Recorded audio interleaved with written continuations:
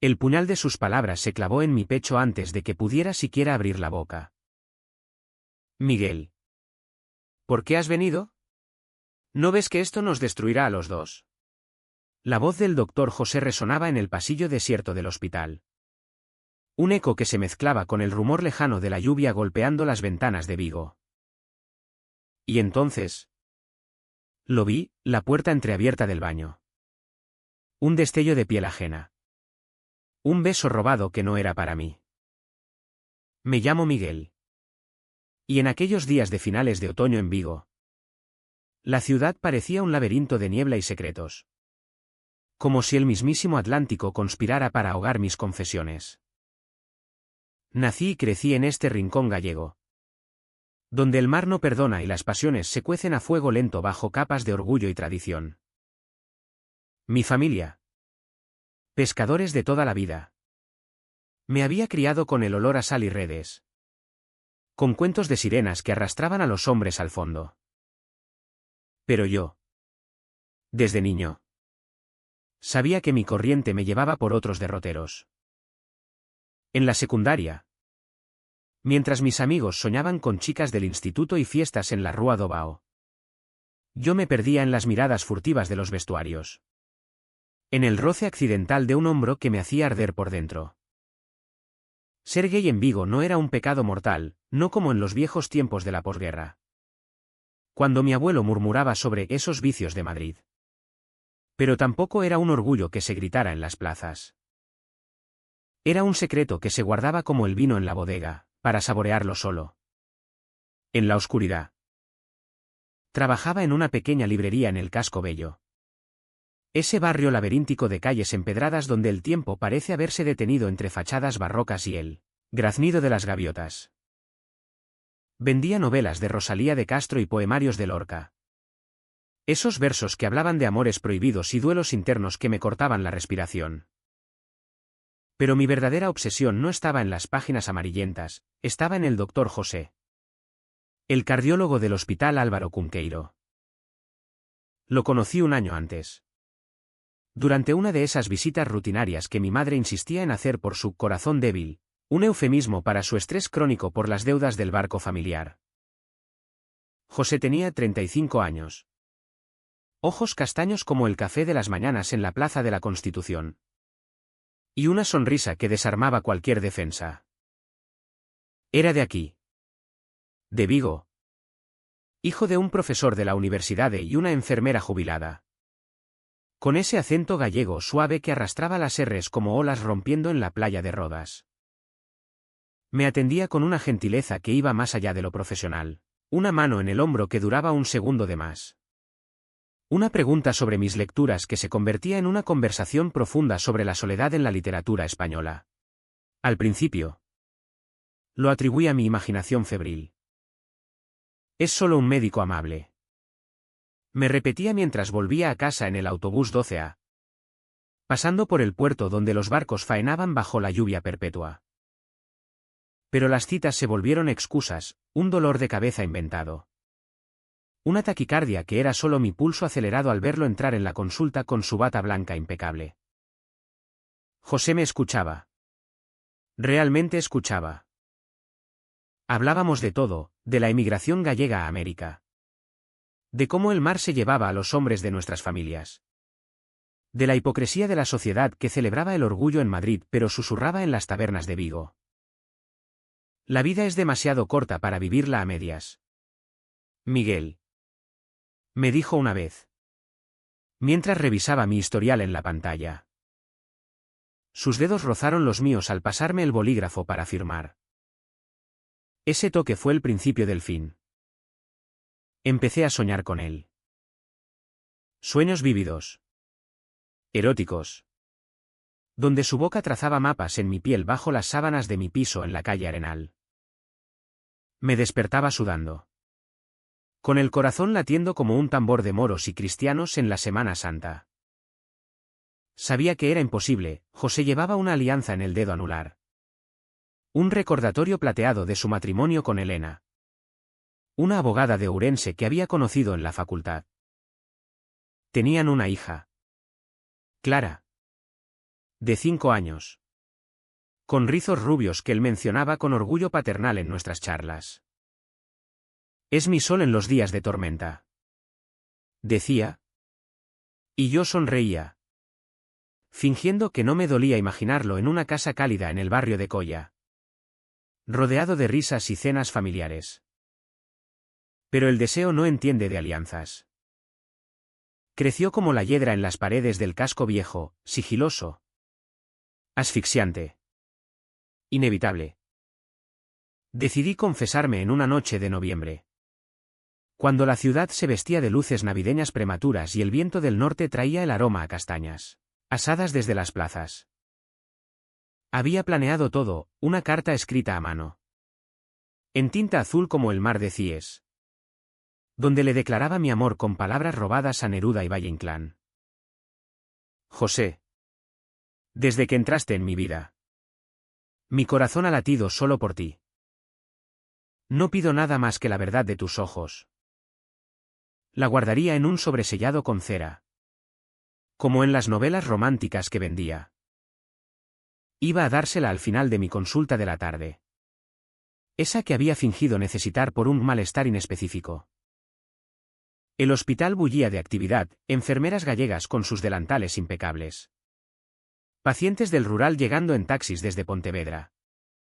El olor a desinfectante mezclado con el café de la máquina expendedora. Llegué temprano. Con las manos temblorosas y el estómago revuelto como después de una ración de pulpo a feira demasiado picante. La recepcionista. Una mujer mayor con gafas de montura gruesa. Me miró con sospecha. ¿Otra vez tú? ¿Rapaz? El doctor José está ocupado hoy. Insistí.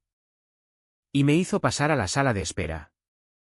Donde el tic-tac de un reloj de pared marcaba los minutos como latidos agonizantes. Hojeé una revista vieja sobre salud cardiovascular. Pero las palabras se desdibujaban. Imaginaba su reacción, sorpresa. Tal vez rechazo. Pero también esa chispa de reciprocidad que juraba ver en sus miradas. ¿Y si él sentía lo mismo? ¿Y si su matrimonio era una fachada? ¿Como tantos en esta tierra de apariencias? Finalmente. Me llamaron. El pasillo era un túnel de luces fluorescentes frías. Con carteles de campañas contra el tabaco y el cáncer. La consulta de José estaba al final. Con su nombre grabado en una placa de latón, doctor. José López García. Golpeé suavemente. Y su voz grave me invitó a entrar. Ahí estaba.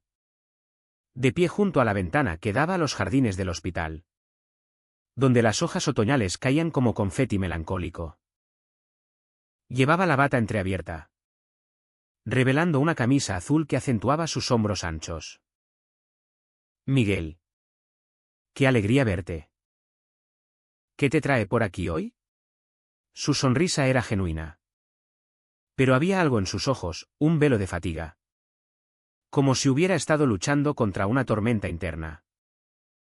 Me senté en la silla de cuero gastado. El sobrequemándome en el bolsillo de la chaqueta. Empecé con banalidades, el tiempo en Vigo. La niebla que no se disipaba. Mi madre preguntando por él como si fuera un viejo amigo. José asentía. Tomando notas en su libreta. Pero su pluma se detenía a veces. Como si esperara algo más.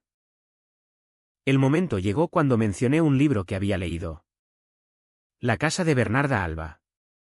Y como los secretos familiares me aterrorizaban. La verdad siempre sale a la luz. ¿No crees? Dije. Mi voz un hilo tembloroso. Él levantó la vista. Y por un instante. El aire se cargó de electricidad. Como antes de una galerna en el mar. José. Hay algo que debo decirte. Comencé. Sacando el sobre con manos torpes. No es sobre mi salud. Es sobre nosotros. Sobre lo que siento. Sus ojos se abrieron. Y el color abandonó su rostro. Miguel. Espera. No aquí. No ahora. Pero yo ya no podía parar. Las palabras brotaron como un torrente, como su presencia me había salvado de la soledad. Como soñaba con sus manos curando no solo cuerpos, sino almas. Lágrimas calientes rodaban por mis mejillas.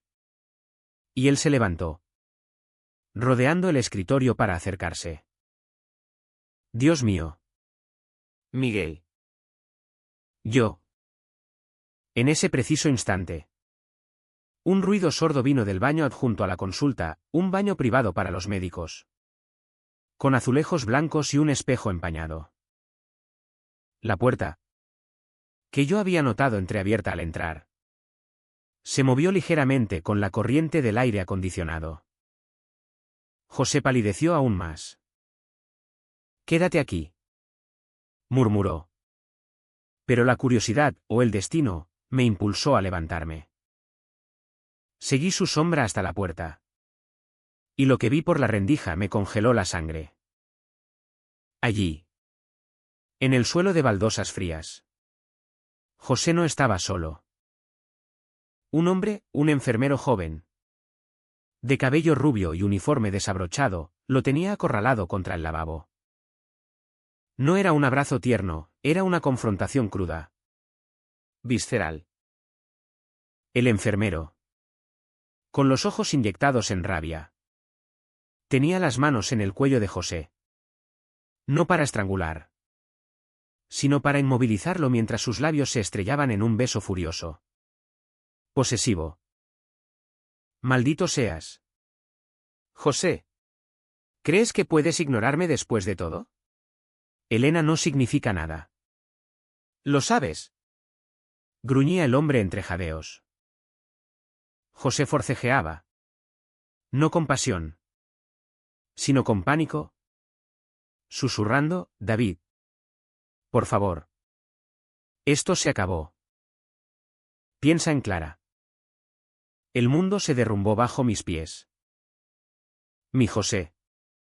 El hombre perfecto. El padre devoto. El médico compasivo. Traicionando no solo a su esposa, sino a mí con este amante secreto. Él sobrecayó de mi mano, aterrizando con un ruido sordo en el suelo. José giró la cabeza. Y nuestros ojos se encontraron a través de la puerta. El horror en su mirada fue el último clavo en mi ataúd emocional. Corrí. Salí de la consulta como un poseso. El pasillo girando en un vórtice de luces y sombras. Afuera, la lluvia de Vigo me recibió como un viejo amigo cruel, empapándome hasta los huesos mientras corría hacia el puerto, donde el mar rugía su indiferencia. Esa noche, Vigo se convirtió en mi exilio voluntario. Me refugié en un bar cutre de la calle del Progreso. Uno de esos tugurios donde los marineros beben hasta olvidar el oleaje y los amores perdidos. Pedí un orujo doble. Ese licor gallego que quema como el fuego de Sansoán. Y dejé que el alcohol ahogara el veneno de la traición. ¿Cómo podía ser? José.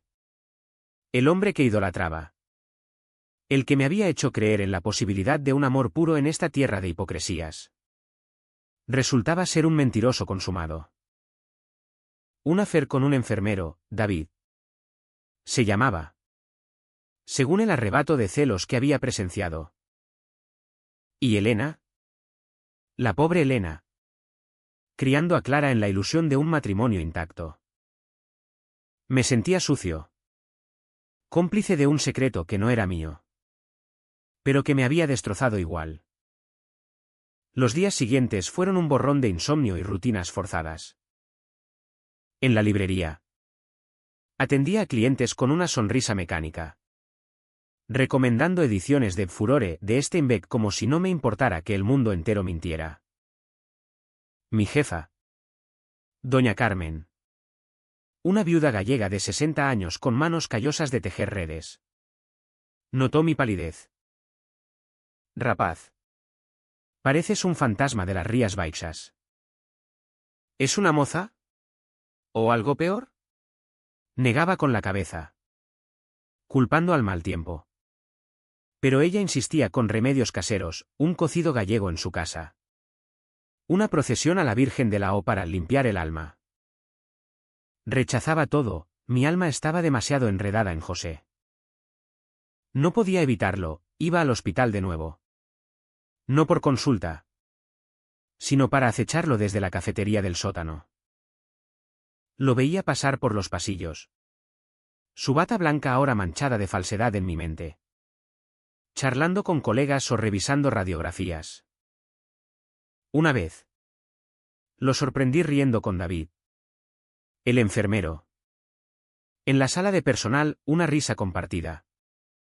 Un roce casual que me revolvía el estómago. ¿Cuánto tiempo llevaba esa doble vida? ¿Desde antes de conocerme? La rabia crecía como la marea alta en la ensenada de San Simón, ahogándome en oleadas de celos y autodesprecio. ¿Por qué yo? ¿Por qué había permitido que mi corazón se entregara a un espejismo?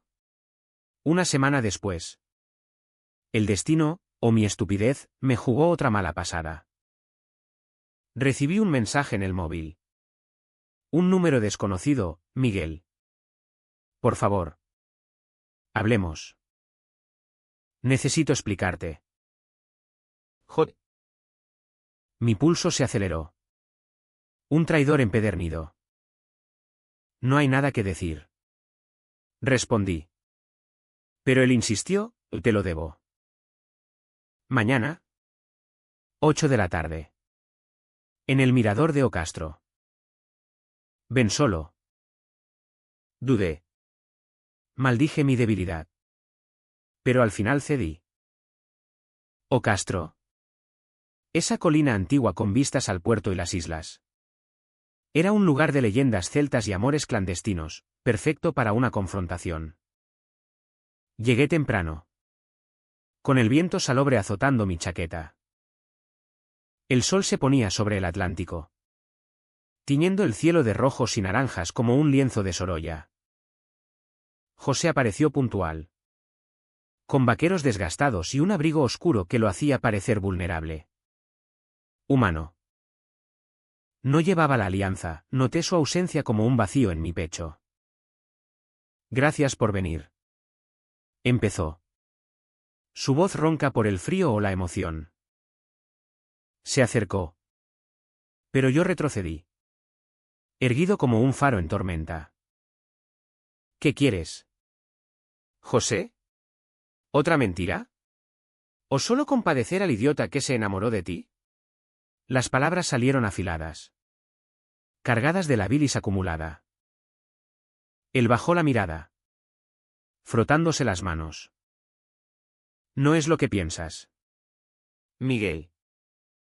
Debe. Él no es. Se calló, buscando las palabras en el horizonte brumoso. Entonces, lo soltó todo. Un torrente que me dejó sin aliento. Resultó que David no era un amante, era un error del pasado. Un romance fugaz de la universidad en Santiago de Compostela. Cuando José aún exploraba su identidad en las sombras de la movida post-Franco. Habían retomado contacto meses atrás. Por casualidad en el hospital, David acababa de mudarse a Vigo por trabajo. Al principio. Fueron cafés inocentes. Recuerdos compartidos de manifestaciones por los derechos LGTB en los 90. Pero David, obsesionado con revivir lo viejo, había cruzado líneas, mensajes a medianoche. Visitas no invitadas a la casa de José. Elena lo sabía todo, no era una traición ciega, sino un matrimonio en terapia. Luchando por salvarse por Clara. La vi en el baño ese día porque me siguió. Intentaba besarme. Forzar algo que ya no existe. Estaba defendiéndome. Miguel. No era pasión, era pánico. Sus palabras me golpearon como una ola fría. ¿Defensa? ¿Terapia? Todo sonaba a excusa elaborada. A la clásica retórica de los hombres casados que juegan con fuego. Mentira. Lo vi con mis ojos. Tus labios en los suyos. Tus manos. Él negó con vehemencia. Acercándose tanto que olí su colonia. Esa mezcla de sándalo y mar que me había atormentado en sueños. Mírame. Miguel. Nunca te mentiría sobre esto. Sobre ti. Dios. Sobre ti he mentido a mí mismo todos estos meses. Su confesión colgaba en el aire, sentía algo por mí. Un tirón magnético que lo aterrorizaba. Eres lo más puro que me ha pasado. Pero mi vida es un desastre. Elena y yo. Estamos tratando de arreglarlo por Clara. Si supieras el dolor que me causa verte sufrir. Por un momento. Quise creerle. Sus ojos. Esos ojos castaños. Brillaban con lágrimas genuinas bajo la luz crepuscular. Extendió la mano. Y yo. Idiota. La tomé.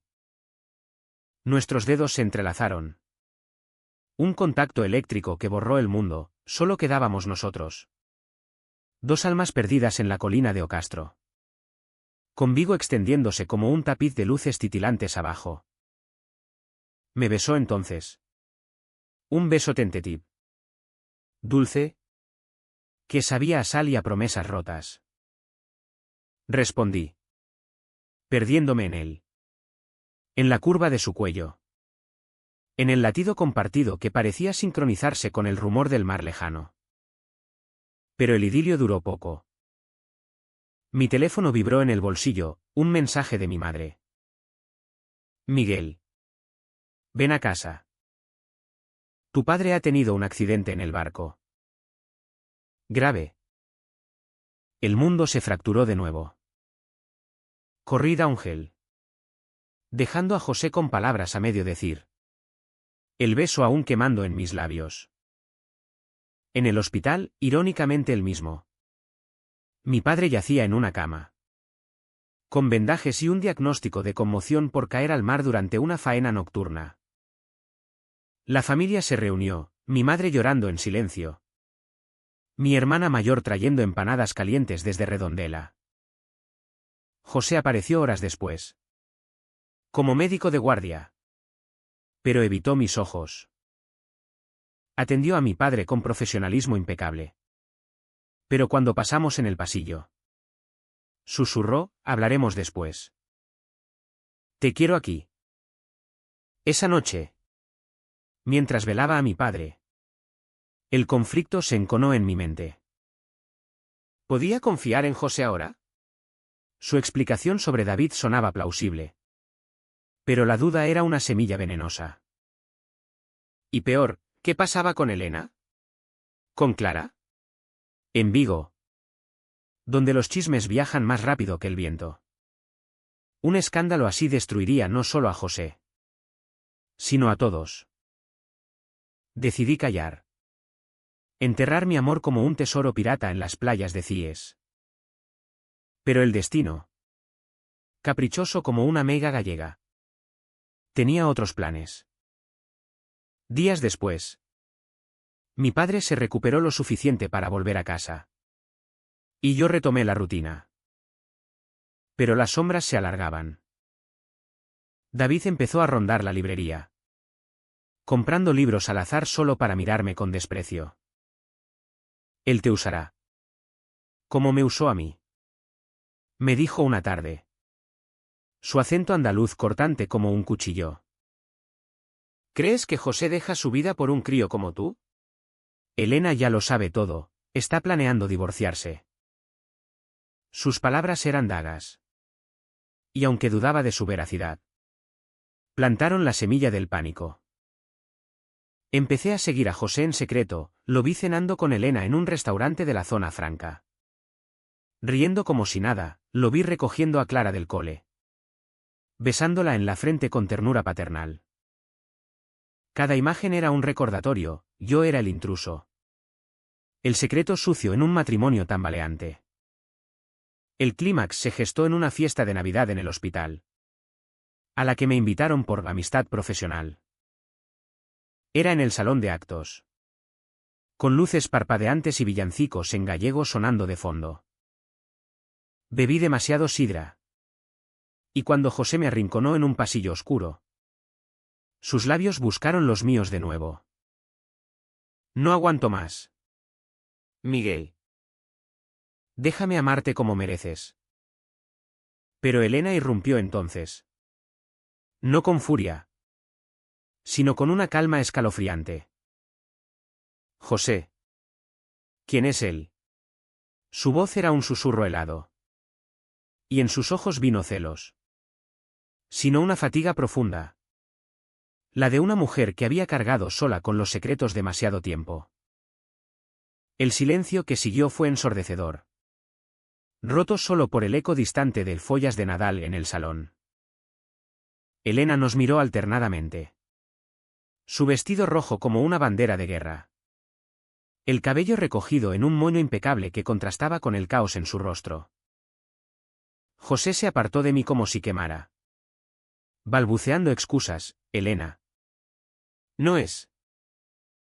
Solo un amigo. Un paciente. Pero ella levantó una mano, silenciándolo con la autoridad de quien ha ensayado esa escena en su mente 1000 veces. Un paciente que besa a mi marido en los pasillos del hospital donde trabajo.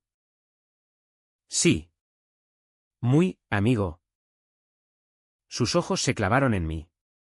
No con odio, sino con una pena que me hizo sentir pequeño. Insignificante. Tú debes ser Miguel. David me habló de ti. Debe. Ese nombre era ahora un veneno en mi sangre. ¿Cuánto sabía Elena? ¿Era parte de su venganza? ¿O solo un desahogo de un amante rechazado? Corrí de nuevo. Esta vez saliendo al aparcamiento nevado. Vigo en invierno es un prodigio de escarcha y luces, donde el frío me azotó como un latigazo. Me subí al coche temblando. No de frío, sino de la humillación que me corroía. ¿Cómo había sido tan ingenuo? José no era un héroe romántico, era un hombre atrapado. Un cobarde que jugaba a dos bandas mientras su familia se desmoronaba. Y yo, el tonto galante, había alimentado esa ilusión con mi devoción ciega. Los días navideños fueron un infierno disfrazado de fiesta. En casa, fingí alegría ante el Belén viviente de mi familia, mi padre contando anécdotas del mar con una muleta. Mi madre horneando tarta de Santiago. Mi hermana planeando su boda para primavera. Pero por las noches, solo en mi habitación con vistas al puerto, revivía la escena una y otra vez, el beso interrumpido. La mirada de Elena. El peso de un secreto que ahora era público. José me bombardeó con mensajes, perdóname. Elena lo malinterpretó. Déjame explicarte todo. Bloqueé su número. Pero el daño estaba hecho. Empecé a beber más. A perderme en las noches de la ruta marítima. Esos bares de marisco y luces de neón donde los jóvenes de Vigo ahogan sus penas en Albariño y One Night Stands. Conocí a un chico. Pablo. Un estudiante de bellas artes con tatuajes de olas y una risa fácil. Fue un bálsamo temporal, sexo rápido en su piso de Teis. Cuerpos entrelazados sin promesas ni mentiras. Pero al amanecer, el vacío regresaba. Más hondo. Porque Pablo no era José, nadie lo sería. La verdad salió a borbotones una mañana de enero. Cuando el mar estaba gris como mi ánimo y Vigo despertaba bajo una llovizna persistente. Doña Carmen. En la librería. Me entregó un paquete anónimo, un libro de poemas de Quevedo. Con una nota insertada, lee la página 47. Luego. Ven a verme. Joder. Abrí el volumen con rabia. Esperando otra manipulación. Pero las palabras me detuvieron en seco. Era un soneto sobre el amor imposible. El duelo de un corazón dividido entre deber y deseo. La nota continuaba: esto soy yo. Miguel. No un traidor, sino un hombre roto. Elena y yo nos separamos anoche. Por Clara. Por nosotros. Por ti. Por favor. El Mirador de Ocastro. 7 de la tarde. Dudé hasta el último minuto. Pero el lazo invisible me arrastró de nuevo a esa colina. José esperaba bajo la lluvia. Sin paraguas. Empapado como un náufrago. No hubo besos esta vez, solo palabras crudas. Desnudas. Me contó todo: su matrimonio con Elena había sido un compromiso juvenil. Nacido del miedo a la soledad tras la muerte de sus padres en un accidente de coche cuando él tenía 20 años. Quería una familia. Estabilidad. En un Vigo que aún juzgaba a los diferentes. Pero nunca amé a Elena como se merece. Es mi amiga. Mi compañera de batalla. Pero no mi pasión. David había sido un catalizador, su reaparición había forzado la verdad. Obligando a José a confrontar su bisexualidad reprimida. Su atracción por hombres que había enterrado bajo capas de profesionalismo y paternidad. ¿Y tú? Miguel. Tú me despertaste. Tus ojos. Tu vulnerabilidad. Me recordaron que la vida no es solo sobrevivir, sino arder. Lágrimas se mezclaban con la lluvia en su rostro. Y por primera vez. Lo vi frágil, no el doctor imponente. Sino un hombre de 35 años aterrorizado por el divorcio. Por la custodia de Clara. Por el escándalo en el hospital donde los chismes volaban como cuervos. Elena lo sabe todo sobre nosotros. No está furiosa, está aliviada. Dice que merecemos intentarlo. Pero con honestidad. Por Clara. Quiere que sea feliz. Aunque duela. Su confesión me partió en dos. Por un lado. La validación no era un engaño. Sino un despertar mutuo. Por otro. El terror: ¿y si fallábamos? ¿Y si el peso de su vida, la niña, la exmujer, la carrera, nos aplastaba? Lo abracé allí. Bajo el aguacero. Nuestros cuerpos temblando en un abrazo que era tanto consuelo como advertencia. Te creo, José. Pero tengo miedo. Miedo de ser el segundo plato. El secreto que sale a la luz cuando todo se calme. Él negó. Jurando por la Virgen del Camino que no lo era. Paseamos por el mirador. Hablando horas, de mis miedos a la familia conservadora. De su culpa paternal. De cómo Vigo, con su mezcla de catolicismo y progresismo, nos juzgaría. Terminamos en su coche. Besándonos con urgencia.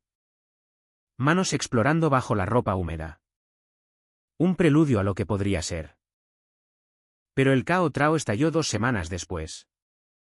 En un giro que ni el más cruel de los dramaturgos gallegos habría imaginado. Clara. La hija de José. De 5 años inocentes y rizos dorados. Desapareció durante una visita al parque de Castrelos. Fue un secuestro exprés, David. El enfermero desequilibrado. La raptó en un arrebato de venganza. Convencido de que al herir a José, lo recuperaría. La noticia corrió como pólvora por Vigo, alertas en las radios locales. Helicópteros sobrevolando las rías. La policía registrando moteles en la frontera con Portugal. José enloqueció, lo vi en la comisaría. Gritando a los agentes.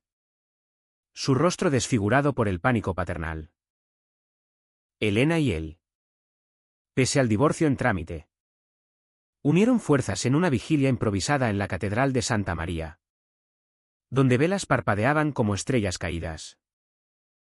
Yo me mantuve al margen al principio, aterrorizado por mi rol en el drama. ¿Era yo el catalizador de la locura de David?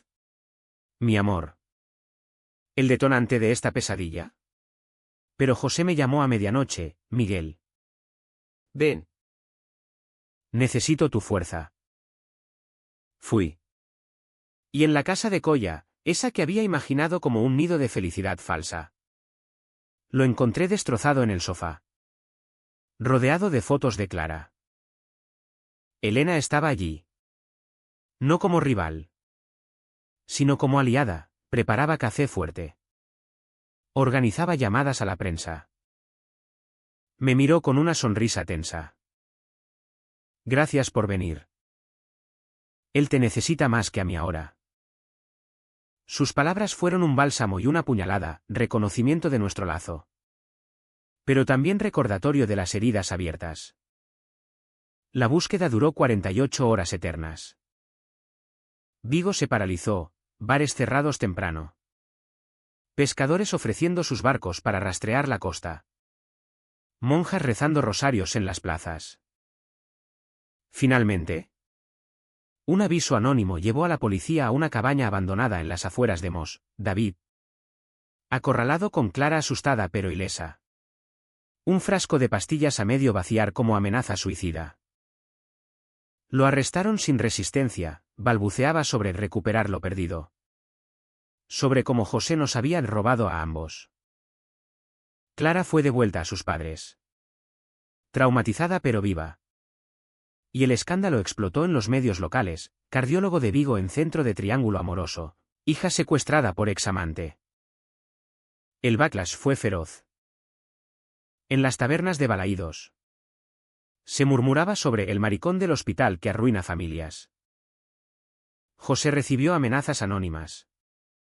Pacientes cancelaron citas. El director del hospital lo suspendió temporalmente por motivos personales. Elena, pragmática como siempre, se mudó con Clara a casa de su hermana en Ourense, dejando a José solo en la casa vacía. Y yo. Yo enfrenté mi propio infierno, mi padre. Recuperado pero conservador hasta la médula. Oyó los rumores a través de un vecino y me confrontó. ¿Es verdad lo que dicen? ¿Hijo? Ese doctor. Tú. Virgen Santa. ¡Qué vergüenza para la familia! Sus palabras fueron un eco de generaciones de silencio gallego. De hombres que mueren en el mar antes de admitir debilidades. En el ojo del huracán. José y yo nos refugiamos el uno en el otro. Pasábamos noches en mi piso del Arenal. Cocinando caldeirada de pescado con vino de Albariño. Hablando hasta el alba sobre reconstruirnos. Él lloraba por Clara. Por el miedo en sus ojos infantiles, yo. Por la fractura con mi padre.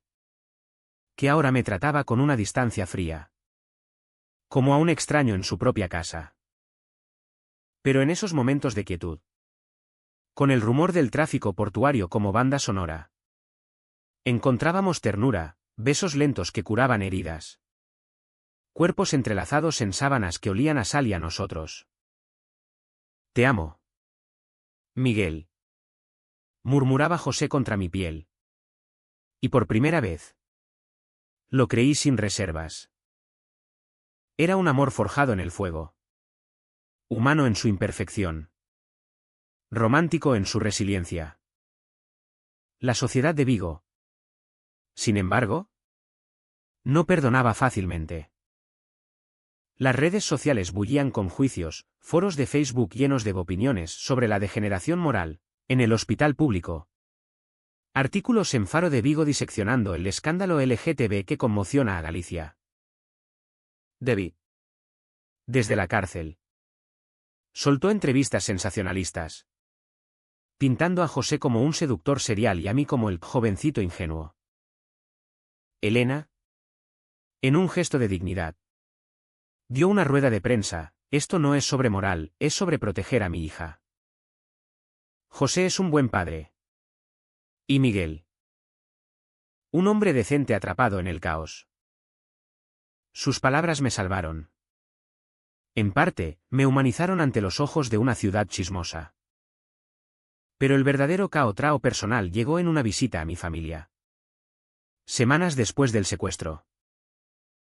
Mi padre, aún cojeando, me citó en la taberna familiar cerca del muelle de Trasanchuda.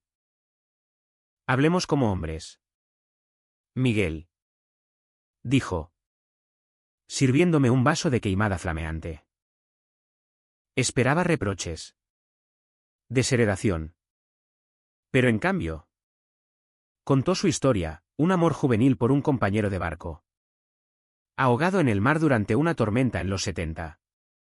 Cuando ser gay era un boleto al ostracismo o peor. Tu abuelo me salvó. Me casó con tu madre para enderezarme. Pero el mar se llevó mi secreto. Y yo. Yo lo cargué solo.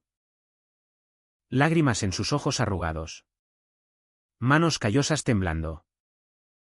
No te juzgo. Hijo.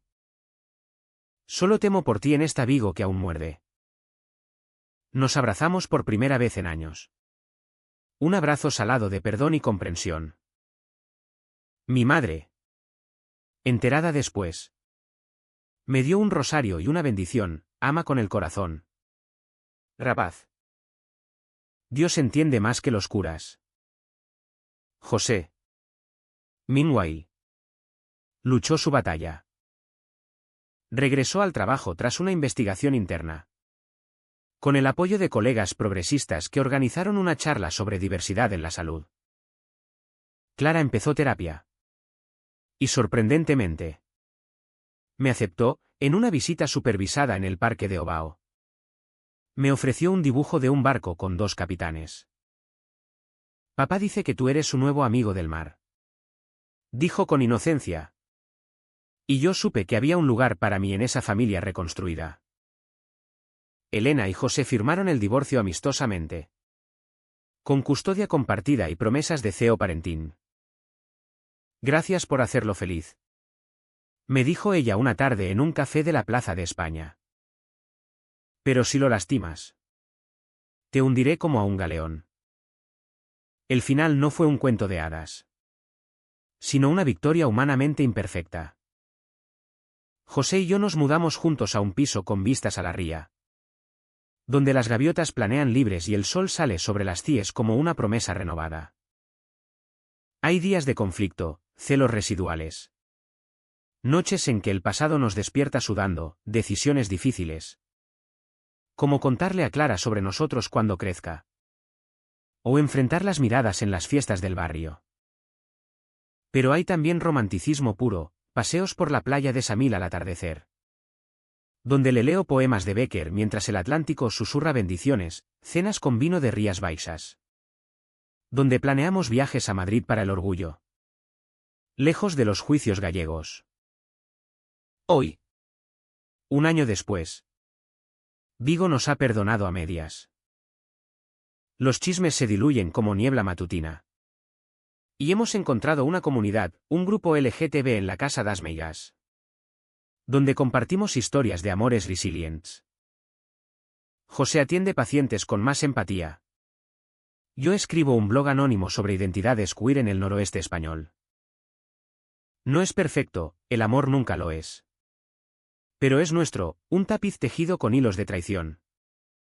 Comprensión y pasión inquebrantable. Y en las noches tranquilas. Cuando José duerme a mi lado. Su respiración rítmica como olas en calma. Pienso en aquel baño del hospital.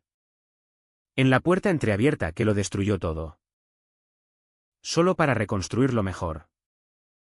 Porque en esta tierra de meigas y marineros, el verdadero coraje no es confesar el amor, sino perdonarlo.